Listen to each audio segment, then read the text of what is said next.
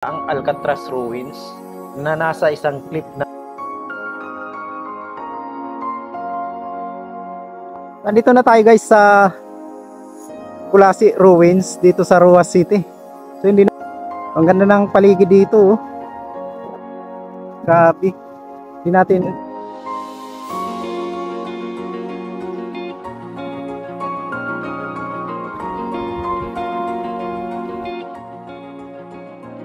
Andito tayo ngayon sa People's Park dito sa Roa City, Capiz. So makikita natin dito tayo nagumpisa ng ating pagpadyak dito sa People's Park. Makikita natin dito ang ganda ng paligid. So isa ito sa mga nakatagong hiyas dito sa Roa City, Capiz, ang People's Park. So ito sa naging tourist spot dito ngayon. Naging pasyalan ng mga tao ngayon ang People's Park. So isa na namang panibagong paglalakbay ang gagawin natin ngayon. Pupunta tayo ngayon ng Alcatraz Ruins dito sa Kulasi. Pupunta natin ang isa sa mga tourist spot dito sa Roa City. So isa na naman panibagong paglalakbay at muling pagtuklas sa ganda ng Pilipinas ang gagawin ni Ernie Biker TV ngayong araw. So tara guys, samahan niyo akong muli sa aking panibagong adventure. Samahan niyo akong muli sa aking panibagong paglalakbay at muling pagtuklas sa mga nakatagong ganda ng Pilipinas. So tara!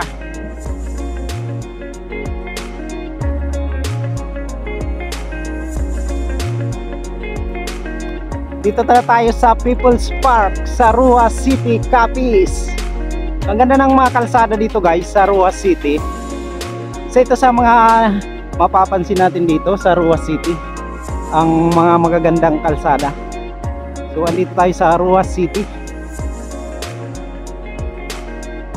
Ayan, pupunta tayo ng Kulasi. Dito tanghali na naman ang ating pagpadyak ngayong araw. Ito yung mga sikat na kainan dito sa Roa City. Ito guys sa kanan natin.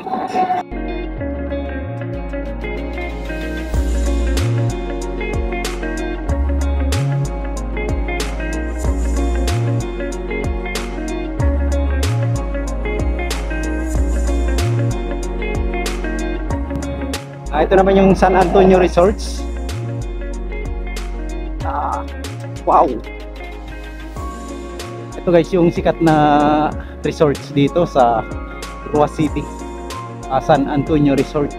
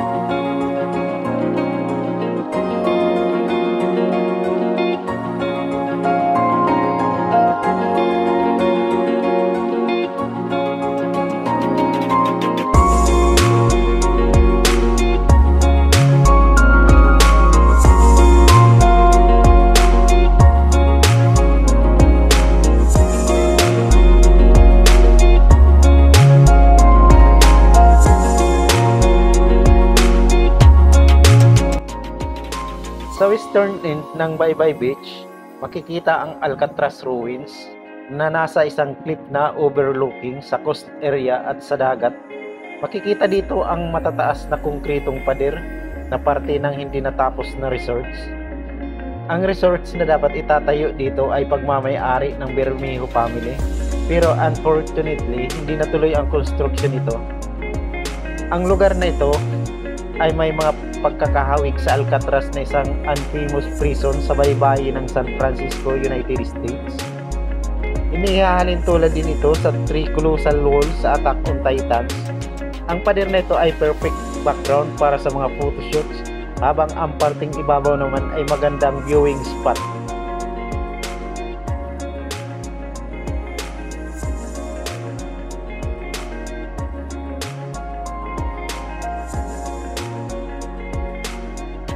Dito na tayo guys sa Kulasi Ruins dito sa Roas City. So hindi natin nakalain na ganito pala kaganda ang ating madadatnan. So yan, sa harap natin yan, yan yung Sibuyan Sea. Nandito tayo sa ibabaw ng Kulasi. Ang ganda ng paligid dito, oh. Grabe. Hindi natin expected na ganito ang madadatnan natin dito, oh. So yan sa harap natin guys, yan yung Roas City, yung People's Park. So doon tayo nag-umpisa ng ating pagpadyak